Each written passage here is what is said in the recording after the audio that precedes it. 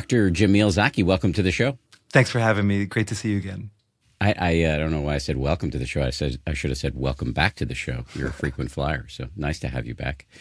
What is, I'm starting with a very basic question here. What is cynicism? Cynicism you can think of as a theory about the world and about people in particular. It's the theory that humanity, at our core, is a selfish species. That's not to say that every single action we take will be selfish. A cynic can believe that somebody will donate to charity or help a stranger. It's just that underneath all of that veneer, who we truly are is an animal that fundamentally looks out for ourselves above anybody else.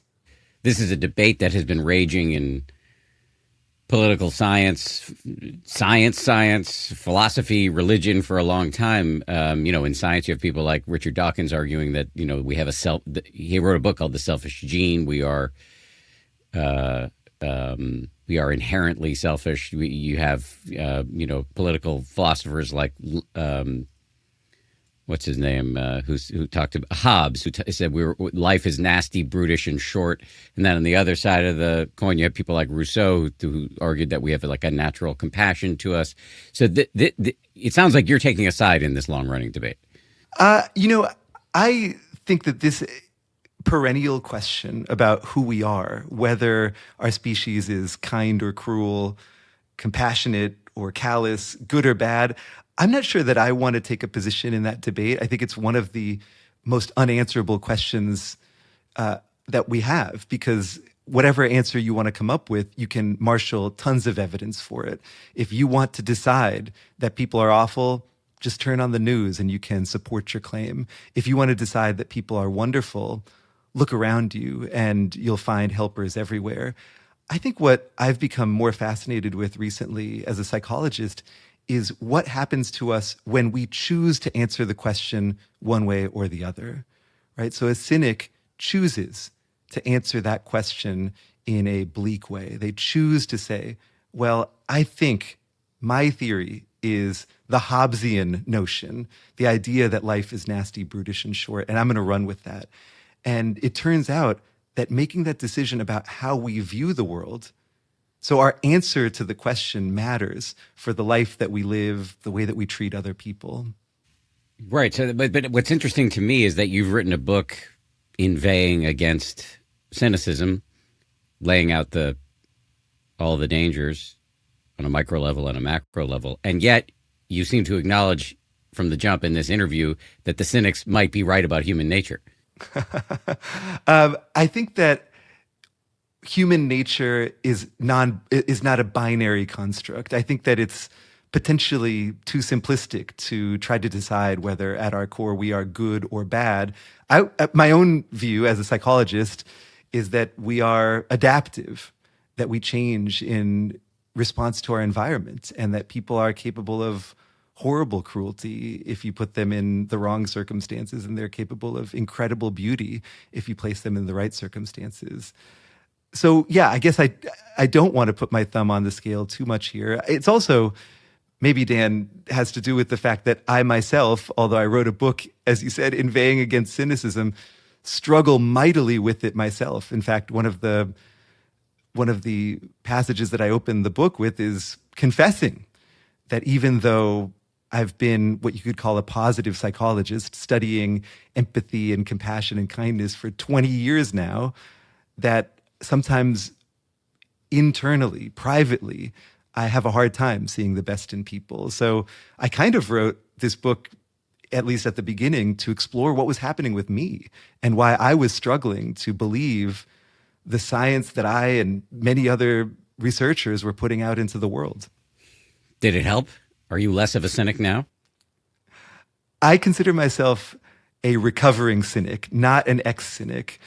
I think I still have the bias in my mind that many of us have, which is to pay attention to threats in my environment, to remember the negative things that people say to me more than the compliments, to focus on and really ruminate over terrible things that I read about and see. So I still have those biases. I guess there's a few things that are different for me personally now compared to when I started.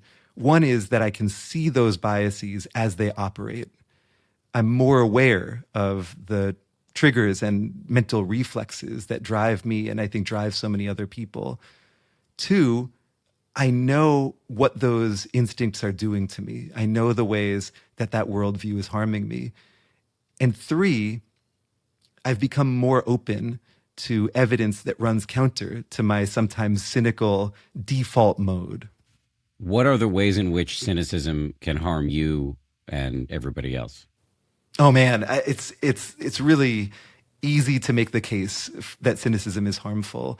There's decades of research now that find that cynics suffer in terms of their mental health. They're more prone to depression, anxiety, and loneliness. Their physical health is worse.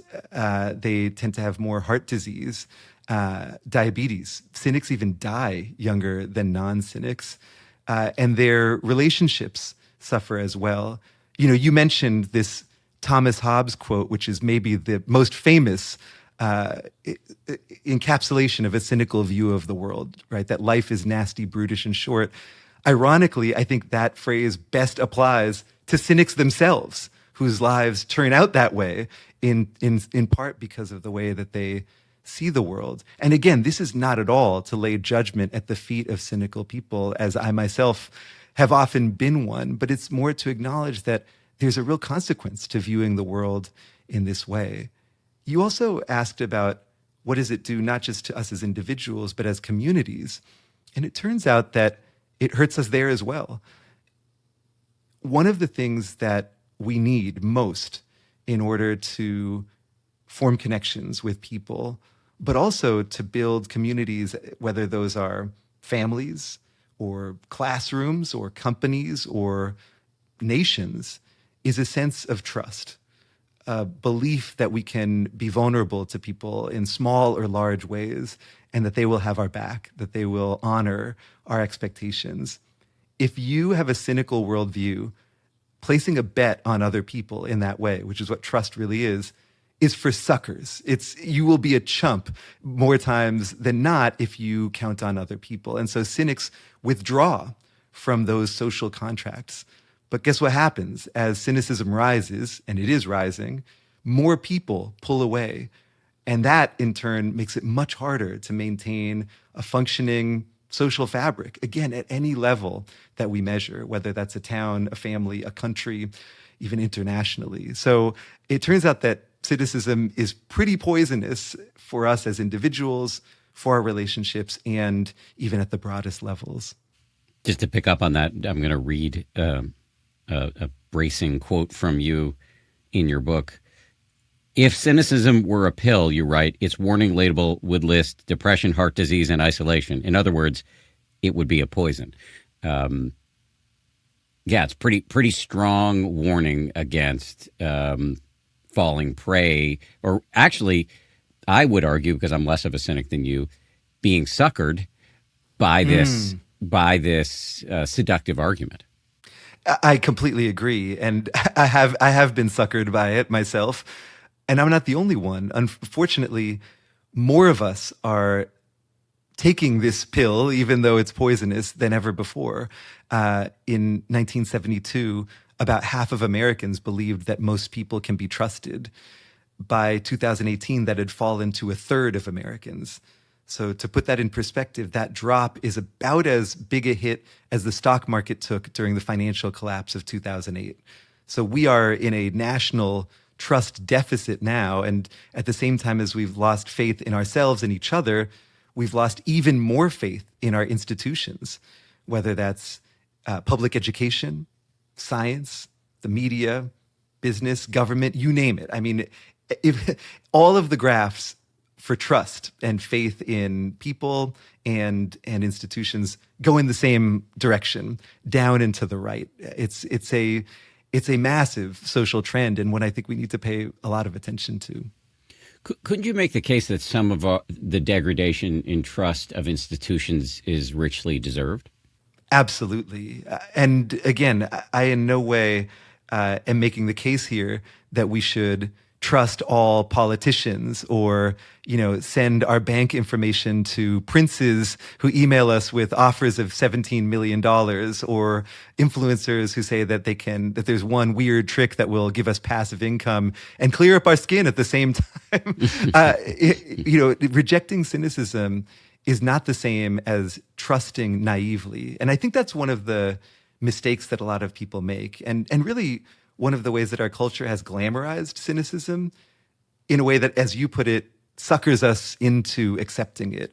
We are taught that really there are two poles. On one side, you can disbelieve everybody and imagine that human beings are generally out to get each other. On the other side, you can be really naive and put on rose-colored glasses. I don't think that those are actually so different from one another.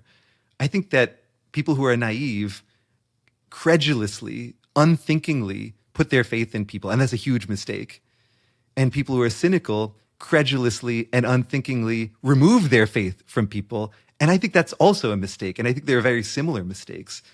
In fact, I think what is different than both cynicism and naivete is skepticism, taking a more scientific perspective and opening ourselves to the data. And if you do that, then, as you're saying, it might be that we don't trust certain institutions or politicians, for instance, but we do learn that we should trust our fellow citizens more, right? We all have to make these decisions, but I think we can make them based on data as opposed to assumptions, black and white assumptions about what the world is like and what people are like.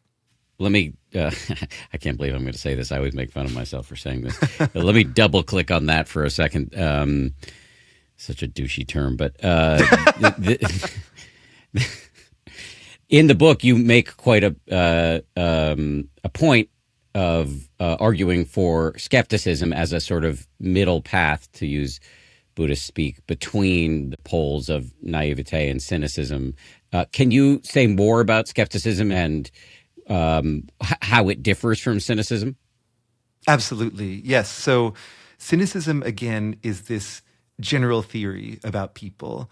And, I'll speak as a researcher here. In science, we have theories and they guide what we do and what we predict about the world. But the rest of us do that too. You have a theory of gravity, which is that objects with mass attract each other. And even if you don't think about that theory, you know that if you drop a bowling ball, it's going to fall faster than if you drop a feather. And that's because you're using that theory to predict the world. Well, sometimes when you have a theory, you make predictions and you kind of get stuck to them. Like you start to think, well, my predictions are probably right. And then you start looking at evidence in a biased way, right? You try to confirm your initial assumptions. And I think cynics do that quite a bit, right? And it's not just what I think, there's a lot of evidence for this. So a cynic, for instance, if you show them a video of one person consoling another, they're likely to suspect that kind-looking person, they actually have ulterior motives. If you ask them, how much faith do you have that somebody will honor your trust in an economic game? They say, oh no, I think that person will run away with the money, even if they have evidence to the contrary. I think that when you have a theory and lean into it too hard, you start to be less like a scientist and more like a lawyer. You start to have a point that you're trying to make, and you start to look at the world and experience it through your argument as opposed to through what it's bringing to you. So that's how I see cynicism, as sort of being on the prosecution in a trial against humanity. Skepticism, instead of thinking like a lawyer, involves thinking like a true scientist. That is, of course, you have views about the world. You're not totally naive, but you're open to new information. You're open to your theories and your predictions being disconfirmed. In fact, one of the great joys of science is being wrong and using evidence to become a little bit less wrong over time. And so I love, though, the way that you're describing this, which is a middle path, because I think that's actually a really powerful way of viewing it. Openness to evidence is something that science and I think Buddhist traditions have in common, right? You try to detach from what you are bringing to the world and just listen, just be aware and allow what the world brings to you to enter into your mind freely. There's a quote from the Buddha that I like. He says, I'm not a dogmatist, but instead an analyst. That's beautiful. And I think absolutely consistent with the skeptical worldview, right? You don't need to believe everybody, but you don't have to believe in nobody either. You can be an analyst instead. In the book, you talk about some of the myths. I kind of think of them as like the siren calls of cynicism. They include, well, actually, I'll let you list them. Why do we fall for cynicism? What are the myths? Yeah, I think cynicism, unfortunately, has become very de rigueur. It's sort of cool and seems interesting, and it's clearly very popular. So why is that? There are three myths that I lay out in the book, as you say. The first is that cynicism is smart. So in surveys, if you ask people to imagine a very cynical person and a very non-cynical person, 70% of people in those surveys report that the cynic would be smarter than the non-cynic. And 85% of people think that the cynic would be socially smarter than the non-cynic. So, for instance, would do a better job figuring out who's lying and who's telling the truth. So, in other words, most of us put faith in people who don't put faith in people, which turns out to be a mistake. The data cut in the opposite direction. Cynics do less well on cognitive tests than non-cynics, and they're worse at spotting and they're worse at spotting liars than non-cynics. Because again, if you have an assumption that people are terrible, you stop paying attention to the actual evidence for who might be honest and who might be dishonest. This is what psychologists call the cynical genius illusion, the sort of veneer of smarts that we have. If you look at everybody askance, if you're kind of sneering, it seems as though you've got hard-earned wisdom, but it turns out that's not always the case. So that's myth number one. Myth number two is that cynicism is safe.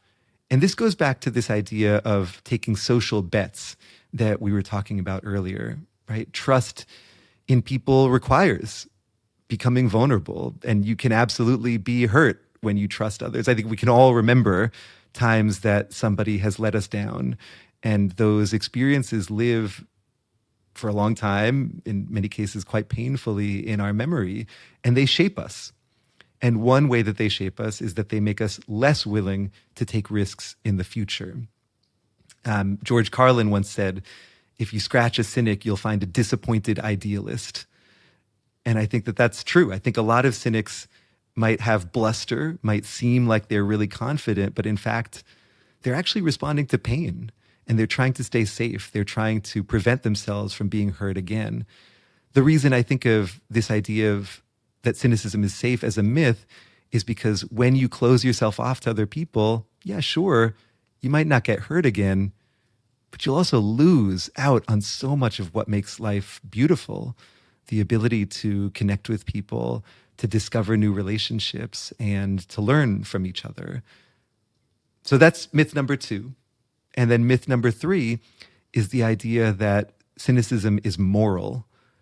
These days, when I talk about hope and trying to build hope as a skill and a practice, a lot of people tell me, come on, Zaki, you're the definition of privilege. You're a professor at a fancy university. You know, you've succeeded in all these ways. Of course, you can be hopeful.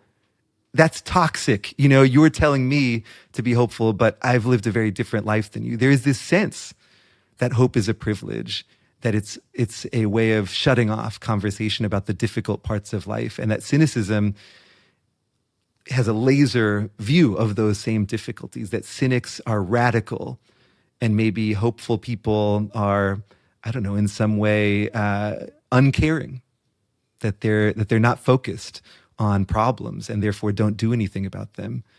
This again turns out to be basically the opposite of the truth. It turns out that cynics are less likely to do things like vote or take part in social movements. They see problems, but they don't imagine that those problems are solvable because they imagine that we ourselves are the problem, our whole species. And it turns out that people who reject cynicism are actually much more likely to take action, to support causes that they believe in. and that hope is especially important not for people with lots of privilege, but in times of struggle. So a long answer, but I hope that's helpful in unpacking these myths. Long answers are fine. So you talked about hope. Well, first of all, you mentioned George Carlin, who there's some evidence that he himself was a cynic. He's got one of his jokes is, we claim to be good people, but we take bread from the middle of the loaf. So he had a dim view of human nature, at least from what I can tell. But anyway, back to hope. What do you mean by hope? That seems like something we should, to use this term again, double click on. I use that term all the time myself, Dan, and my friends make fun of me because I don't know about you. I have not actually double clicked on a mouse in probably 15 years. I remember double clicking all the time, but it's sort of it's a very Clinton era memory, maybe. Yes, showing our age. We are. I think another big distinction that I want to make, we've differentiated between cynicism and skepticism. I also want to differentiate between hope and optimism. So optimism is the belief that things will turn out well, generally a positive view of the future. Hope is the belief that things could turn out well. And I know that sounds subtle, but it's actually a pretty huge difference. If you think that things will turn out well, that can be a pretty complacent perspective. And also, again, like cynicism and like naive faith, sort of makes an assumption. It puts it enforces your assumptions on the world, in this case, on the future. Hope is much more uncertain. It acknowledges that we have no idea what's going to happen, and yet that things could turn out better, right? It allows us to envision a future that we might want, not that will happen, but that could. And therefore, if optimism is complacent, hope is much more action-oriented. Research finds that when people experience hope, more than when they experience optimism, they are driven to act in ways that make that possible future that they want more likely to happen. You can think of hope as sort of a magnet pulling us towards the version of the world that we want to see unfold. And I think that oftentimes when people say that hope is toxic, or when they talk about hope washing, they actually are talking about optimism. When we think about an issue like climate change, right? I think it would be ridiculous, in my opinion, to be optimistic about climate change, right? To say, oh, actually, I think that everything is going to turn out fine. The evidence is really frightening. But I don't think it's ridiculous at all to be hopeful about climate change, because when we think, well, there is a world in which we turn the ship more towards a sustainable future, that actually inspires people, evidence shows, to work much harder on actions themselves that help mitigate climate change, and on pressuring systems, governments, and elites to help with that as well. How can I tell if I'm a cynic? Is there a way to self-diagnose? Yes, there actually is a test that psychologists developed in the 1950s called the Cook-Medley Cynical Hostility Scale, and you can take it anytime you want. I can give you a couple of items from the test. Great. Yeah. Okay. So your question was, if I want to tell if I'm a cynic, how can I figure that out, right? Yeah, well, there actually is a test for cynicism that was developed back in the 1950s by two psychologists. They wanted to make a test for teachers who might or might not get along with their students. And so they had teachers fill out 50 questions, or rather 50 statements, and they were asked whether in general they agree with each of these statements. I'll give you three of these, Dan, now, and you can tell me if you agree with them, okay? Here's the first one. In general, do you agree or disagree that no one cares much what happens to you? I disagree. Okay. In general, do you agree or disagree that most people dislike helping others. Disagree. Okay. And in general, do you agree or disagree that most people are honest chiefly through fear of getting caught? I disagree with that. But that might be the one I would be most tempted to slightly agree with, but I still disagree with it. But I think the numbers are closer to 65-35 on that one. Yeah, yeah. So you, as you said, are pretty uncynical in that regard, and so people can find this test online. It's called the cynical hostility scale, and it turns out that most people answer affirmatively to about a third of the questions here. And so if you were to have answered one of those positively, you'd be generally as cynical as the population. But a lot of people answer most of these questions positively, and they would be, on the high end of cynicism. So that's one way, is just to ask yourself your general theories on the world and on people. But, for people who don't want to go online and take a whole questionnaire, I think another thing you can do is just notice your reaction to other people. If you find that when somebody does something nice, you're wondering whether they really mean it or whether they're actually, have some ulterior motive, that's a clue that you might be feeling cynical. If you find that when you decide whether or not you want to trust somebody, whether you have a new acquaintance and you want to open up about your struggles with them, whether you want to loan somebody your bike, when you want a new babysitter to come and watch your kids, if you find yourself going to all the things that person could do wrong and feeling really hesitant and anxious, that's another sign that maybe you're on the cynical side. There's all sorts of, I guess, signs that our mind sends to us that really is cynicism talking to us through those signs. Yeah, I mean, I'm thinking about all of those examples, specifically am I suspicious or cynical of somebody when they do something nice for me or give me a gift? I mean, generally speaking, no, but I'm not naive, and I'm free to use my intuition. Sometimes my intuition is polluted by my biases, but it's not like I'm willfully blind. I think I just have a healthy skepticism, and sometimes I miss things, sometimes I catch them, sometimes I over-index on the skepticism. But generally speaking, it's not my first instinct anytime I get a gift to think, oh, somebody wants something from me. I mean, I would say, Dan, it sounds like you're a hopeful skeptic, which is the mindset that I try to advocate for in the book, right? Which is to have an open mind to take in evidence about people, not at all to be naive, to trust your intuition, but also to test your intuition and ask yourself whether what you're receiving from the world matches it. That's the skepticism part. And then the hopeful part is that your default seems to be relatively positive, right? That in a vacuum, before somebody gives you evidence otherwise, you think, yeah, if you're doing something nice, it's probably because you're a nice person or you have positive intention. Well, so how do we develop the mindset that you're recommending, which is, I think it's hopeful skeptic. Is that what? Hopeful skepticism. Yeah. Hopeful skepticism. How do we develop that? And I'm curious, just to come back to you, because it sounds like you've made a bit of a round trip on this. I stole that expression from my brother. He used that in a phone call with me yesterday. I'm going to use it a lot now.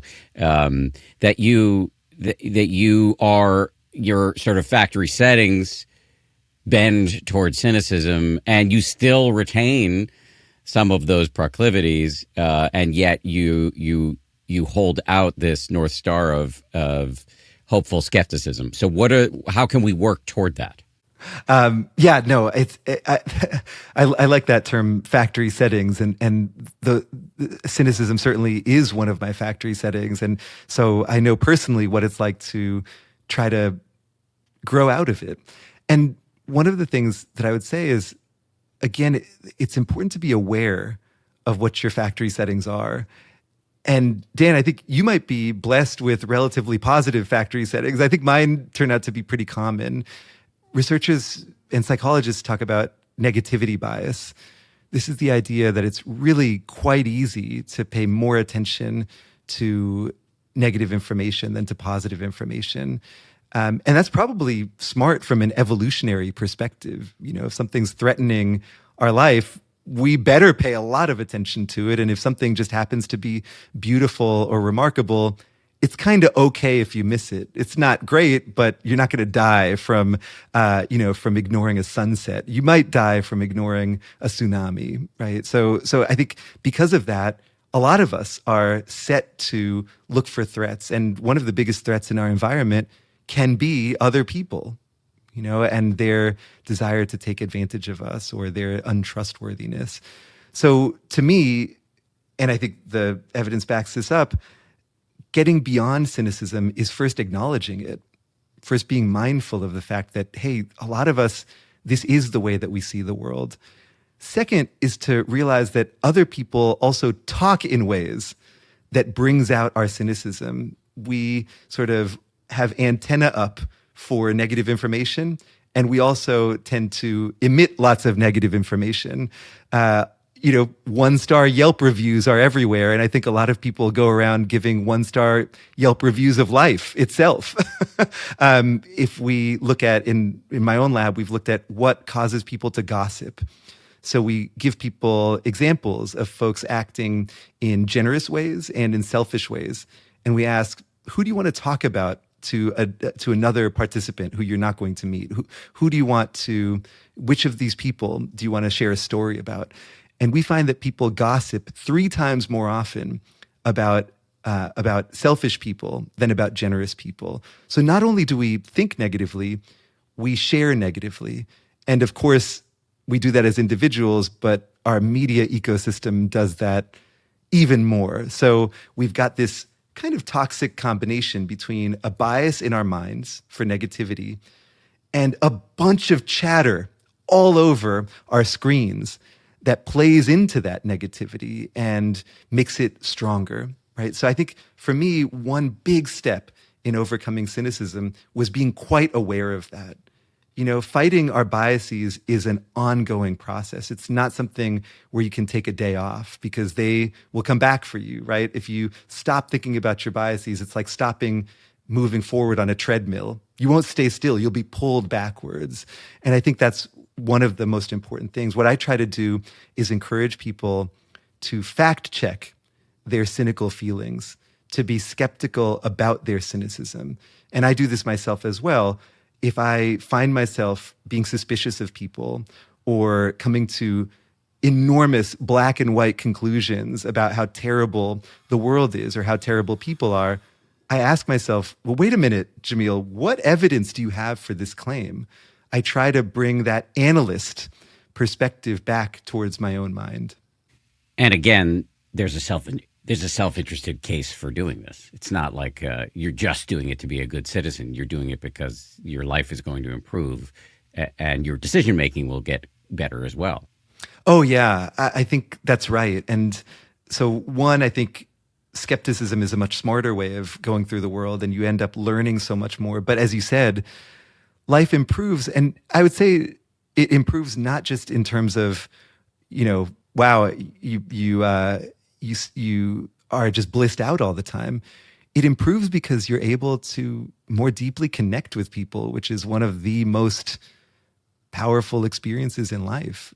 There's this really interesting and to me quite sad study where people were asked to give a speech, impromptu speech about a subject they don't know very much about, which of course is not fun at all and raised everybody's blood pressure.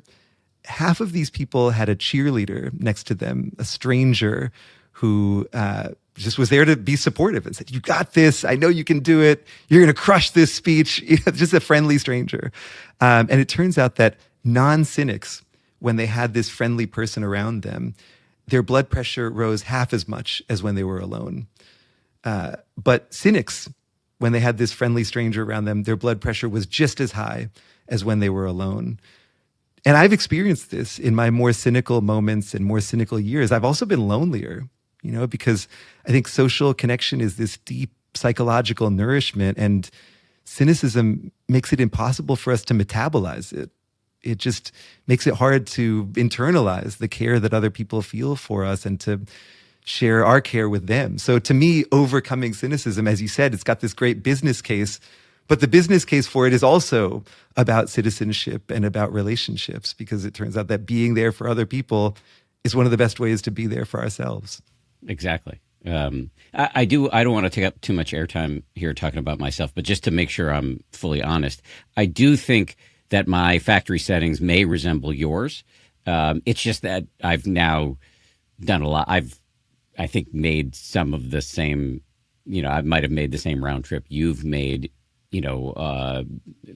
by practicing a lot of meditation, specifically loving kindness meditation, and working on the quality of my relationships and working on my mind, which of course is a way to work on your relationships. And so I think I've gotten to hopeful optimist, but I don't want to pretend that I came out of the womb that way.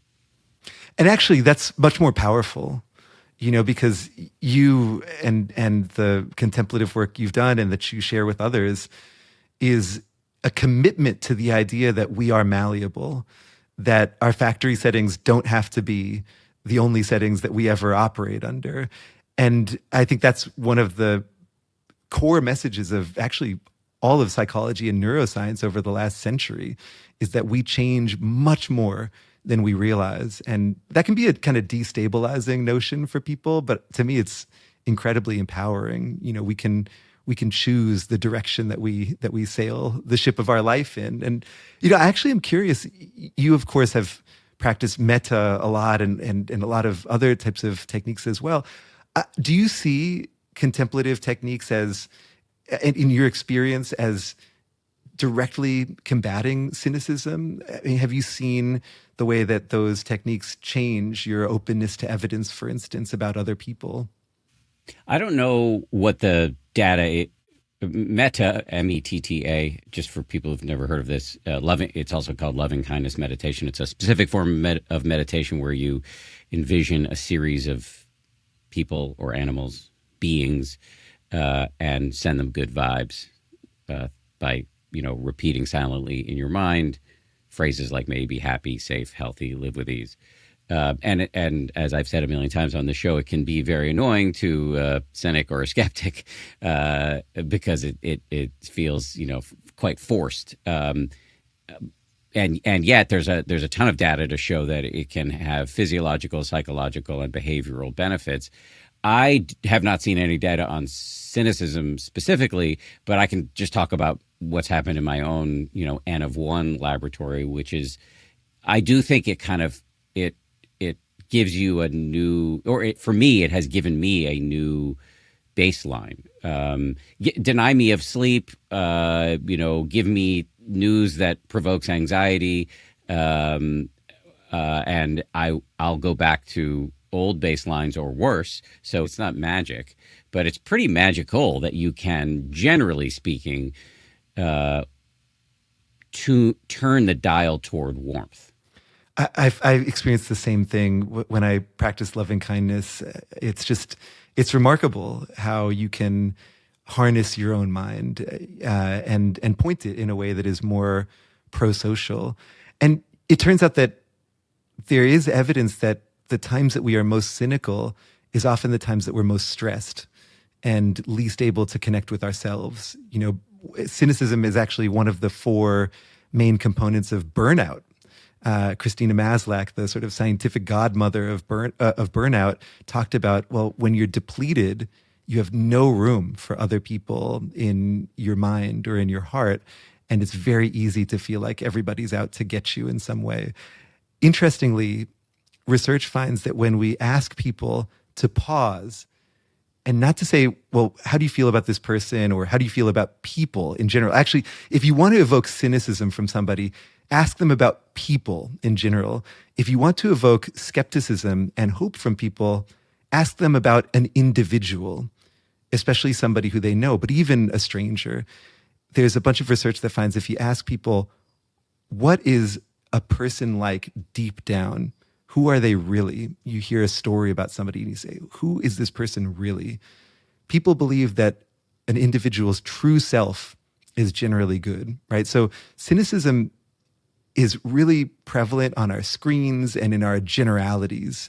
In abstractions, it's very easy to be cynical. When there's a real human being in front of us, when we're paying attention to them and looking at the totality and complexity and really bewildering beauty of of just a human life, it's much harder to be cynical and much easier to feel open. And I've always thought that that finding relates to me a little bit to contemplative practice also, because when you are really, when you're meditating and focusing on somebody else in a meditative way, you're forgetting your assumptions about what people are like, and you're focusing on that life in front of you. And it's hard not to see the beauty there. I think that's true. And it just kind of inexorably scales, at least for me. And I don't know, as I think this through, I think the mechanism is less about seeing the good and potential in individuals, although for sure that's there. It's more like our capacity for warmth, for caring, for giving a shit, for love, whatever you want to call it, is a muscle. And this is a way to improve that muscle. And so to me, that, again, I'm not speaking as a scientist, you're the scientist, I'm just speaking as a practitioner.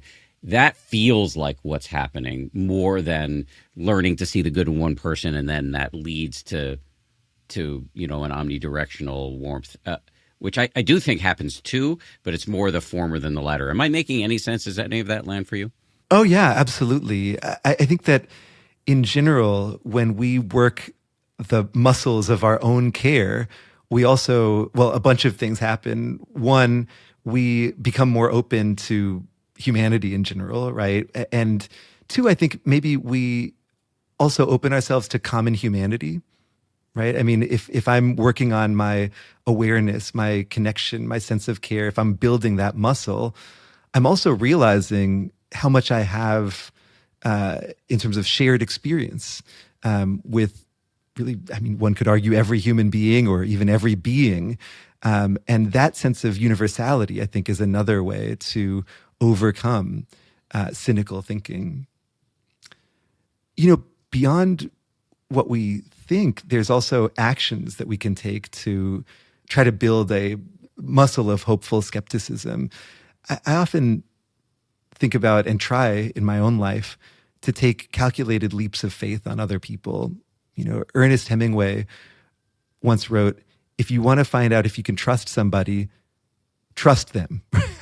That you have to, if you think about, a skeptical worldview as being open and saying, well, wait, what are my assumptions based on? And fact checking and wondering what evidence you would need in order to really believe a claim. Leaps of faith are a way of gathering that evidence, of doing science in your own life. And the only way to do science with your own life is to take chances. And they don't have to be enormous chances. But in general, what I try to do these days is I look for opportunities where I feel just a bit apprehensive, right? If I have a person who I'm getting to know and I ask myself, should I go with small talk here? Or should I disclose this thing that's really been on my mind that's maybe a little bit difficult or complicated? Or if somebody in my lab wants to start a new project and I say, well, should I really make sure that they're doing everything right? Or should I give them more freedom? I try to catch myself being nervous about what other people will do and then jump in anyways. And I've found that the data that I get back from those little tiny experiments is enormously hopeful, full of pleasant surprises, and acts as a countermeasure to my cynicism the next time, because I can say, well, wait a minute, what did I learn, a week ago when I took that leap of faith on somebody? Well, they responded beautifully. So maybe my apprehension this time, I don't have to listen to as much. Isn't it possible that what's going on here, that there are two things going on here simultaneously? On the one, on your side, when you take a leap of faith, there's the leap of faith that's happening. On the other side, people generally, and I'm taking this line from an old movie, Lean on Me, where the principal of the school says people tend to rise to the level of expectation. And so if the expectation is I trust you, that tends to call forth people's better angels. Am I speaking with some degree of accuracy here? That is absolutely accurate. In fact, economists have a term for that: earned trust. That is, we tend to think that some people are trustworthy and others are not. And that's true to some degree, but it's also true that our actions matter in shaping the way that other people behave, right? As the quote from Lean on Me goes, people rise to our expectations, but they also fall to the level of our expectations if those expectations are low. So one finding from the science of cynicism is that cynics often treat people as though they are untrustworthy and selfish. So they might threaten them or micromanage them or spy on them, for instance. And that brings out the very worst in people. Cynics tell a story full of villains and end up living inside it because they create the conditions for their bleak prophecies to come true.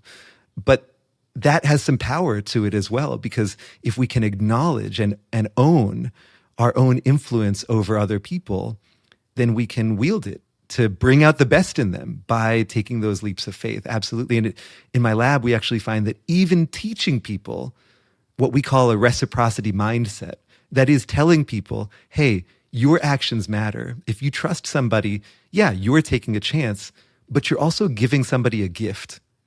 And they're more likely to repay that gift. Just teaching people that makes them more willing to trust and makes the people around them more trustworthy. So I think you're exactly right. There's this self-fulfilling prophecy angle to these leaps of faith that I think is really important for people to understand. The 10% Happier podcast is available ad-free over on our companion meditation app, which is also called 10% Happier. And you will get the episodes a week before everybody else does. Download the 10% Happier app right now to get started for free.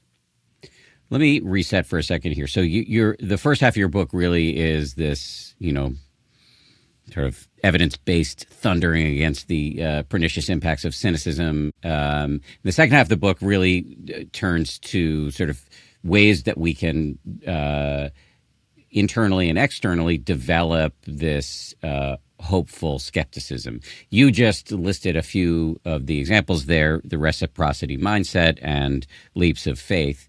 But there's more. And one thing that really stuck out to me was how to build, you use the term cultures of trust in your world. That can be in a workplace, it can be in your family, it can be in your friend group, it can be in your community. So I want to hear a lot about how to do that, but maybe start by saying how you screwed this up, because I related to that as somebody who has screwed up in worse ways. So I'll hand you the mic. Yeah,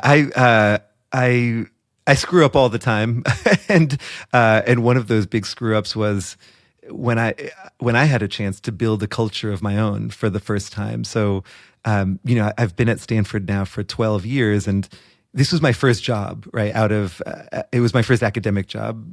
I worked all sorts of jobs in high school and college, but after getting my doctorate and finishing my training, I was just landed really the job that I'd been dreaming about for most of my adult life, which is to be a professor at this institution. And I was so excited, but for every ounce of excitement, there were at least 3.5 ounces, the airport maximum of fear and anxiety.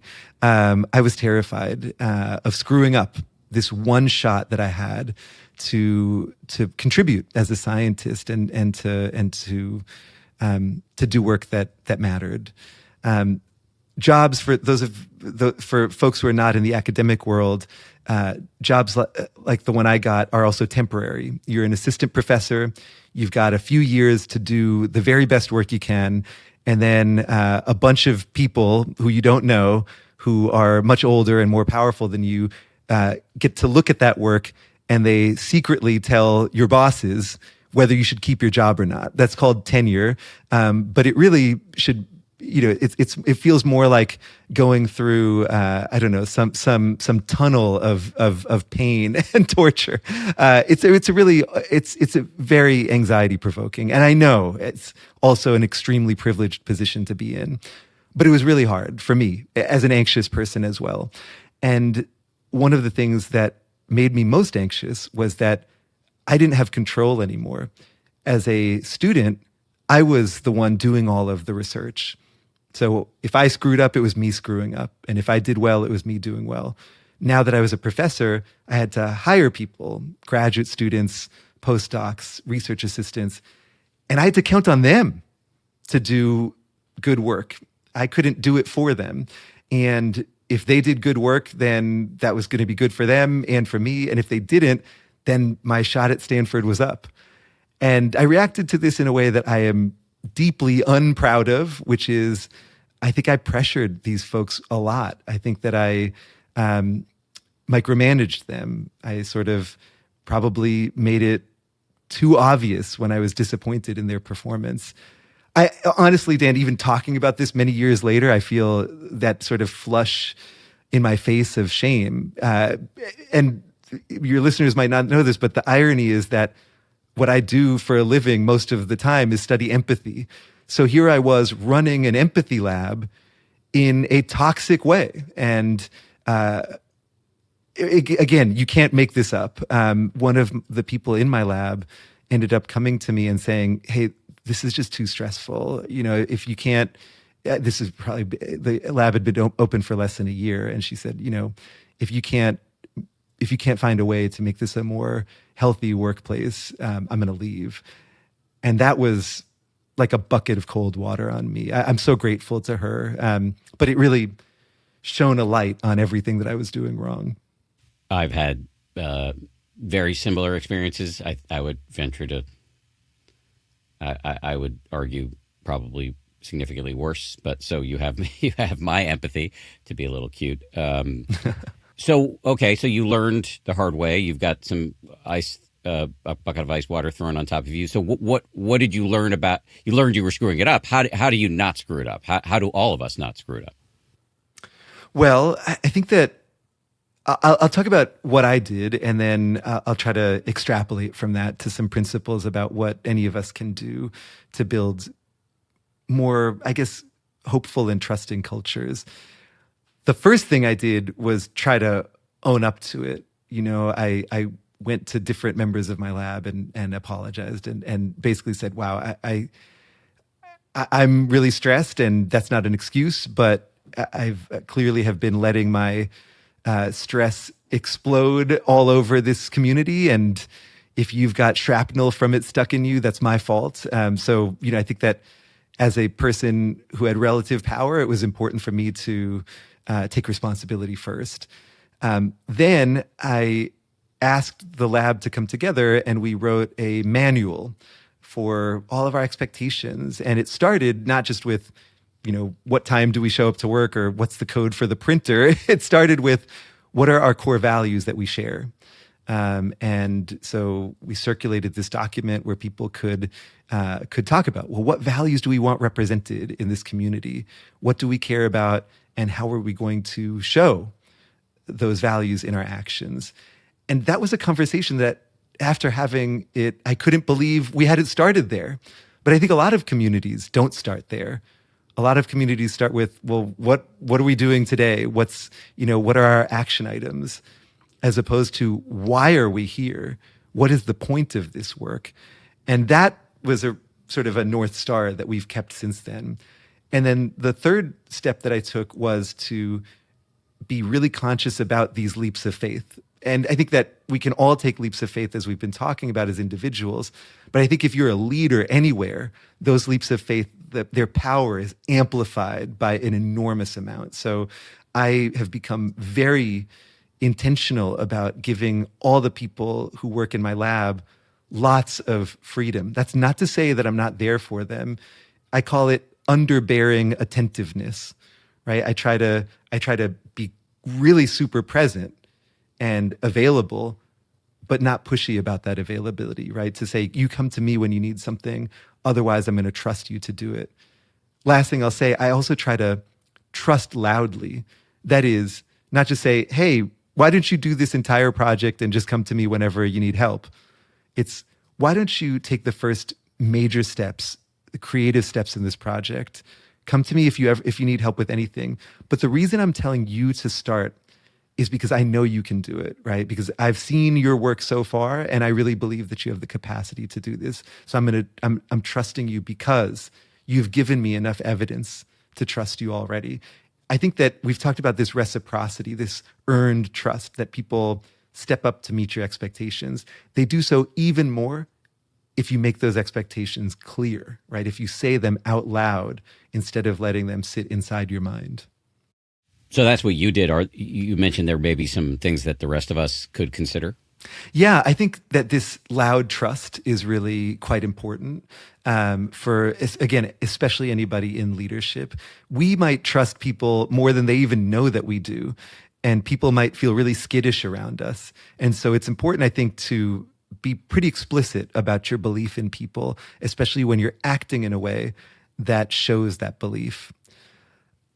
Another sort of general principle that we can draw from the values statement that my lab did is to help people see each other's principles. You know, I work with a lot of communities, school systems, hospital systems, companies, and one of the first things that I do, let's say that they want to build a more collaborative culture, is I'll survey them anonymously and I'll say, how much do you want collaboration to be at the center of your work? And how much do you think the average person in this community wants that? And every single time, Dan, I get completely different answers.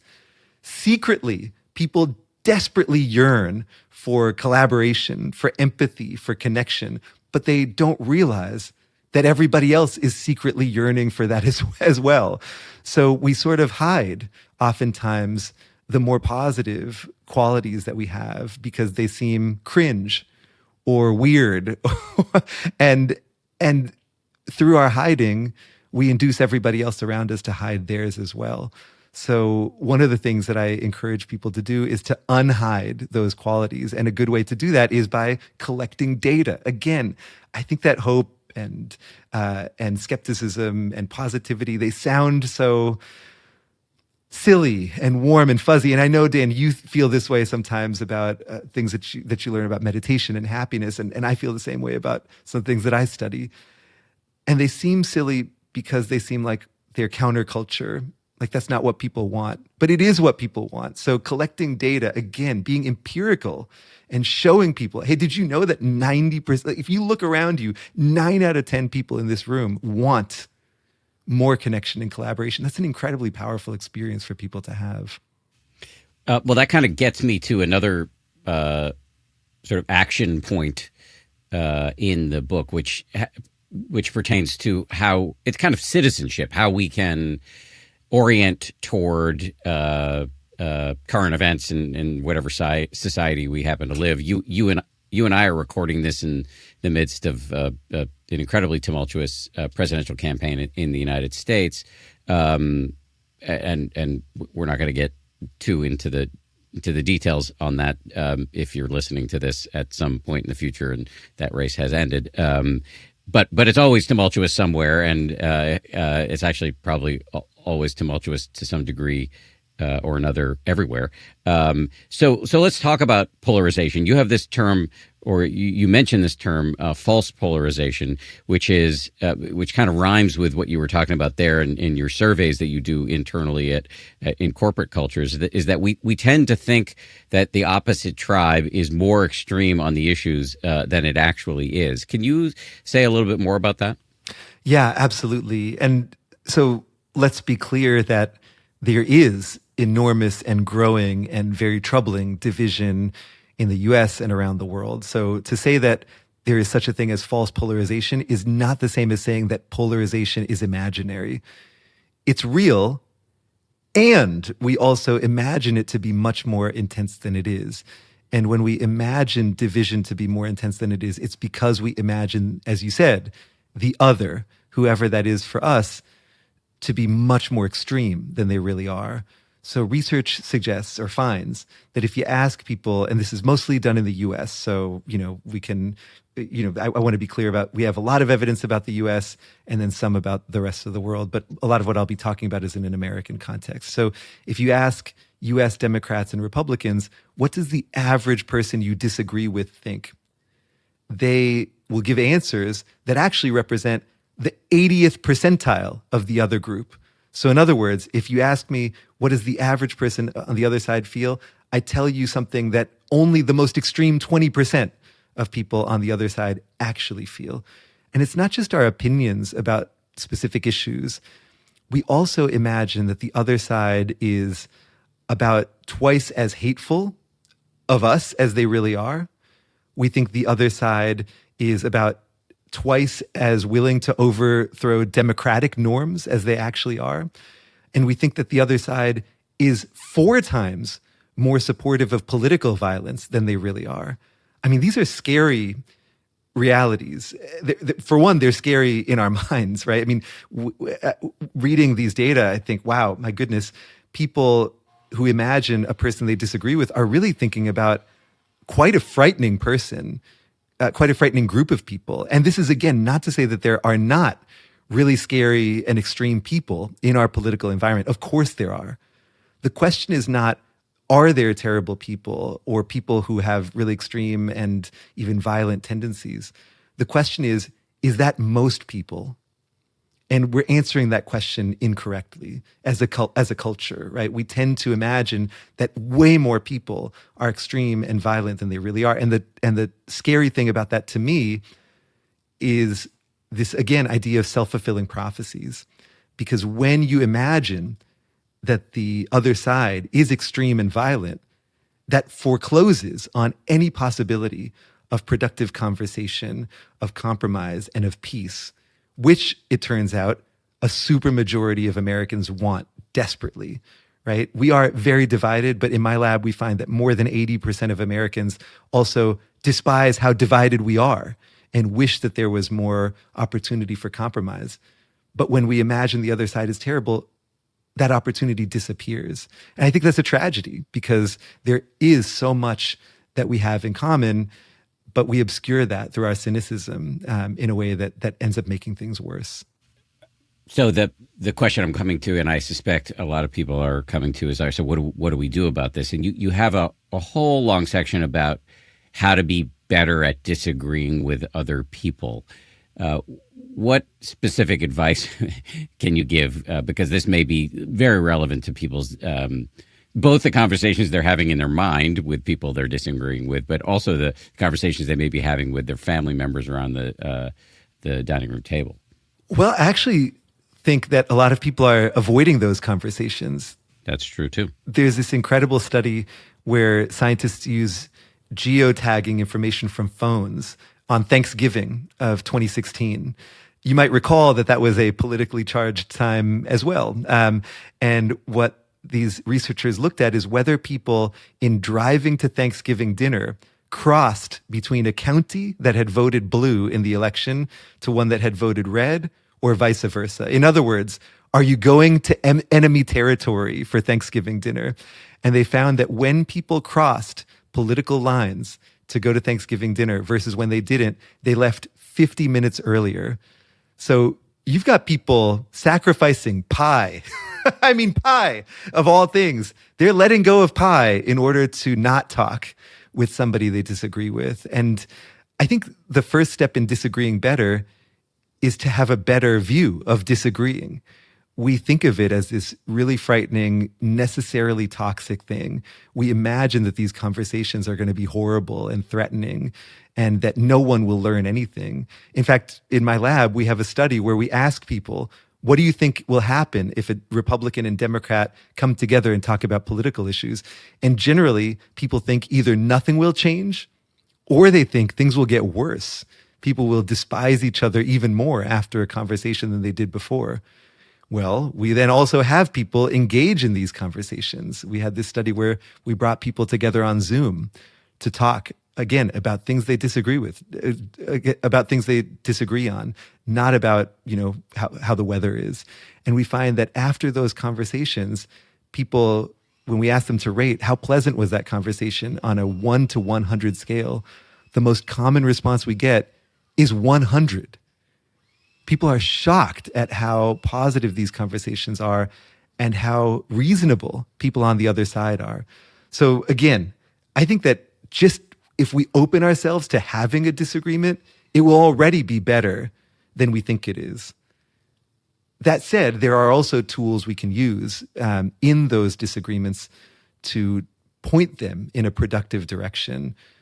One is to try to get beyond your opinions and get to people's stories. When I find myself in a disagreement these days, it's usually, I don't know why, it's usually with an uncle. I feel like everybody disagrees with their uncle. Everybody's got a Facebook uncle that they disagree with. And when I enter a conversation with somebody, I realize that we disagree on something. I try my best to turn down my sense of threat and turn up my sense of curiosity, not about the person's opinion, but about themselves. And I say, wow, how did you start to feel that way? Is there what's the origin story of your perspective on this? And I find that disarms people enormously and makes them much more willing to share and then to listen to me. Another thing I try to do is to point out common ground when I find some, and to make sure that we at least agree on what we disagree about. I think a lot of times people disagree about what a conflict even is, which makes it much harder to have a productive one. So I think setting out and being real clear, wait, am I understanding you correctly? So that type of curiosity on somebody's opinion, on where it came from, and then being open to point out, hey, actually, I think we do agree on X, Y, Z, but not so much on ABC. All of these tools, it turns out, which are known as conversational receptiveness, can make for not just friendlier disagreements, but more productive ones. What do I mean by productive? Meaning that people actually do discover things that they share in common. And when we are conversationally open, we turn out to learn more from somebody else, but they also turn out to learn more from us. So these are all tools that I think many of us are very reticent to use because we have this sense that any conversation between people who disagree is going to be toxic or is even a betrayal of our own side. And I'd love for people to let go of that.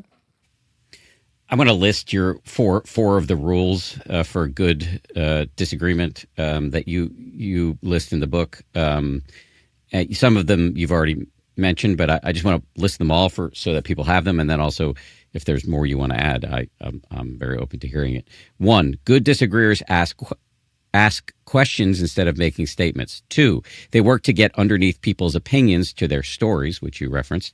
3, when they spot common ground, good disagreeers name it. 4, when they're unsure about something, they say so rather than pretending to be confident. Much more succinct than I was, but yes, those are exactly the principles of conversational receptiveness. And yeah, I do want to double click on this idea that that I think oftentimes even expressing openness itself has gotten a bad rap. There's this sense that we have that if I listen to somebody, I'm platforming them, or I'm condoning their view, or I'm even losing the argument. I'm betraying my own side by even listening to somebody who I disagree with. That, I think, is an understandable but deeply unproductive way to disagree, especially because we are so wrong about the average person that we disagree with.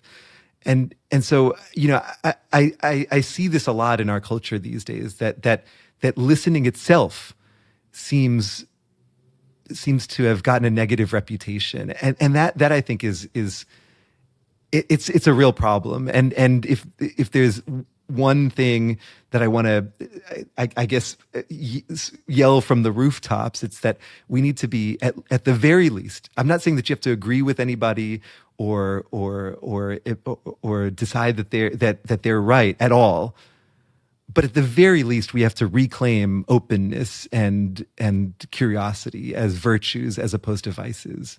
Yes. I sometimes think, and I've referenced it before in the show, I sometimes think about a tweet from Ian Bremmer, who's a political scientist. I believe that's his title.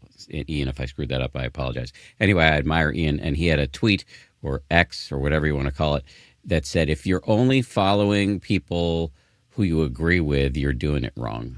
And yeah, I really try to consume across the ideological spectrum, and I recommend it to everybody. It can be frustrating, but it's good for you. Um, can you settle a friendly debate I've been having with my friend Michael? I'm not going to use Michael's last name because I didn't ask for permission, but Michael and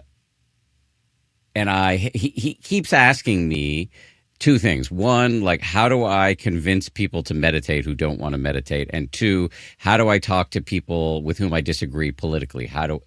He and I seem to have the same views politically, and when we're encountering somebody who disagrees with us, how do I talk about it?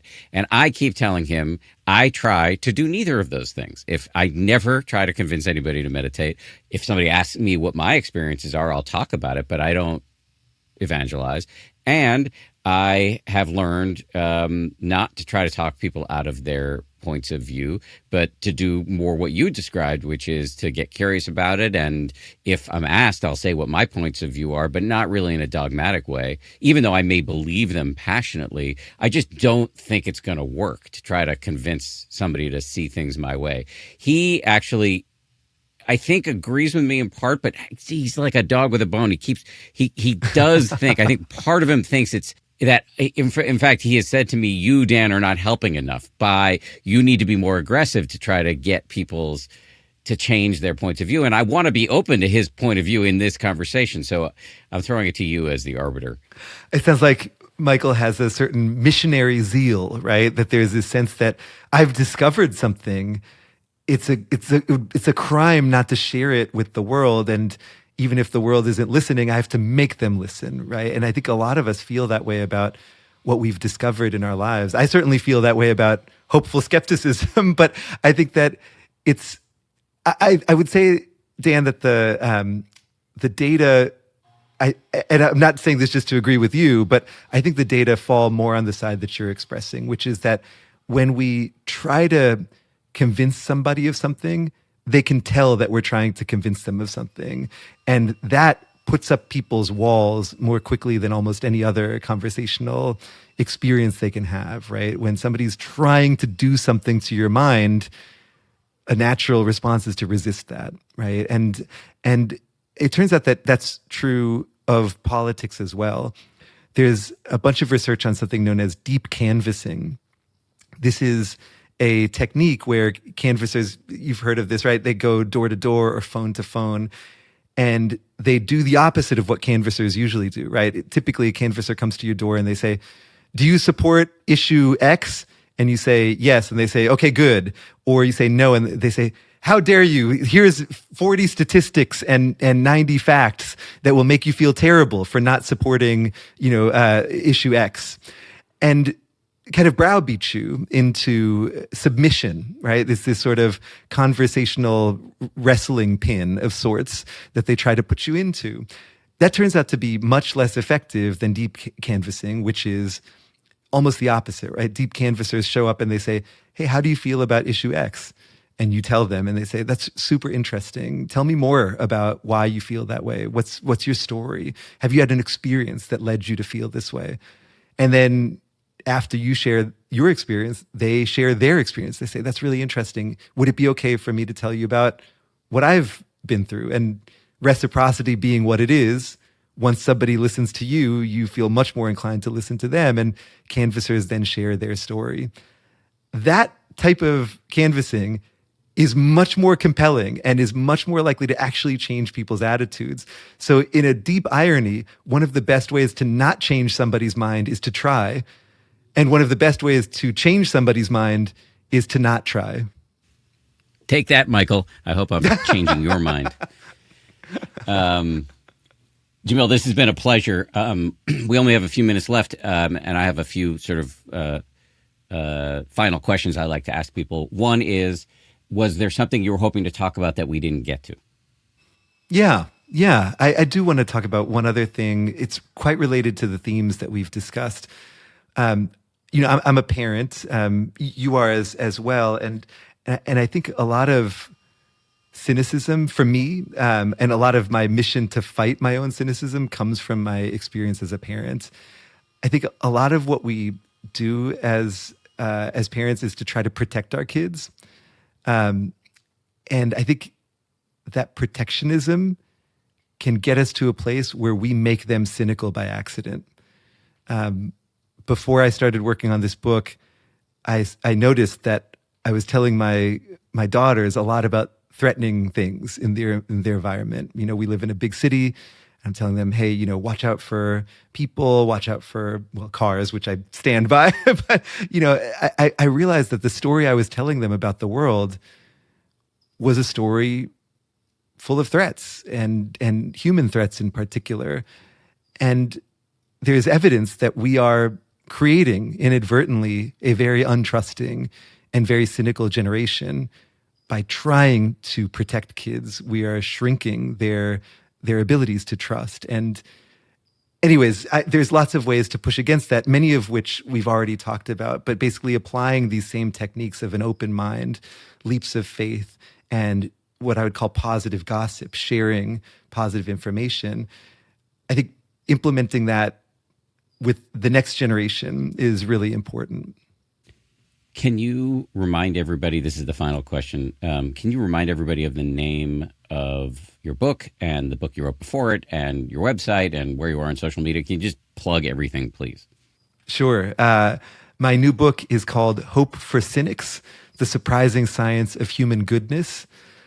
Before that, I wrote a book called The War for Kindness, Building Empathy in a Fractured World.